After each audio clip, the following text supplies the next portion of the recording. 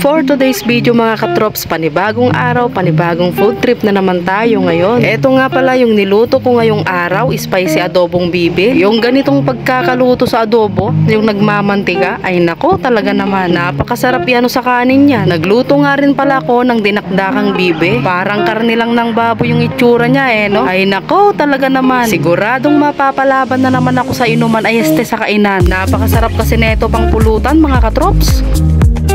So ayun, nagkatay nga pala kami dito sa bahay ng bibe ngayong araw. At ayan, tinatanggalan na nga ito ng balahibo ng magjowang to si Melanie at si Darwin. Pagkatapos nga nila itong tanggalan ng balahibo ay ayan, nilalagay nga namin dito sa may apoy para matanggal yung mga natitirang balahibo pa. Itong 2 pirasong bibe na to ay galing pa nga ito sa kandon. O diba, buti pa yung bibe nakapagpasyal na. Samantalang ako ay eto, tulala sa isang tabi, di mapakali. At ang nakaraay minumuni-muni. Ay teka, parang kanta na yun Mabalik na nga tayo dito sa ginagawa ko. Nahiwa-hiwa ko na nga pala ito ng maliliit. Tapos itong sa may part ng pitcho niya ay ganyan na, hindi ko na hiniwa dahil yan yung gagawin nating dinakdakan mamaya. Inutusan ko na nga rin pala yung aking kapatid na magpakulo na ng tubig. At ayan, pakuluan lang natin ito ng kaunti. At nung okay na nga ay ayan, simulan na nga nating maggisa mga katrops. Ilagay na nga natin itong luya, bawang, tapos itong sibuyas. Gigisahin nga lang natin ito hanggang sa lumabas yung aroma niya. Naglagay na nga rin pala ako dyan ng sili para maging spicy yung adobo natin. At ayan, isinunod ko na nga rin inilagay dito yung karne ng bibe para magisa-gisa na rin. Kailangan talaga yung gisang-gisa para matanggal yung lansa. Nabawasan naman na yung pagkalansa neto dahil kanina nga ay nilaga nga natin ito. Pero para sa akin, kapag ka ako yung dumadali neto ay talagang ginigisa ko ng mabuti. At nung medyo maprito-prito na nga ito mga katrops ay tinimplahan ko na nga ito ng toyo at kaunting magic sarap. Tsaka ko lang ito hinalo-halo tapos nilagyan ko na nga ito ng tubig. At kamuntikan ko pa nga makalimutan na maglagay ng paminta. Kaya naman naglagay na nga ako dyan ng 2 pirasong durog na paminta para talagang mabisang mabisa. At nung malambot na nga ito mga katrops ay naglagay na nga ako dito ng suka. Pagkalagay ko nga ng suka ay hindi ko nga muna ito hinalo para naman hindi umasim yung amoy ng adobo natin. At pagkalipas nga lang ng mga ilang minuto ay ayan, luto na nga itong ating spicy adobong bibe. Ganito nga yung gusto kong pagkakaluto, yung halos maigana yung sabaw tapos nagmamantika na. Ay nako, talaga naman siguradong kapit na kapit yung mga nilagay nating pampalasa. Napakasarap neto pang pulutan mga katrops. Lalo na kapag kayong napakalamig na RH. Ay nako, talaga naman. Kaya kung mahilig ka sa bibe at wala kang maisip na mayulam o pang pulutan, ay try nyo na nga rin magluto ng ganito mga katrops. Pero sa mga hindi kumakain ng bibe ay pasintabi na lang po. At eto na nga rin pala yung niluto kong dinakdakang bibe mga katrops. Inihaw ko nga lang pala ito tapos tinimplahan ko lang ng suka, asin, paminta at kaunting magic sarap at syempre itong pangpaanghang na sili. Tsaka isinama ko na nga rin pala yung atay ng bibe. So paano ba yan? Hanggang dito na lang. Salamat sa panonood. Bye bye!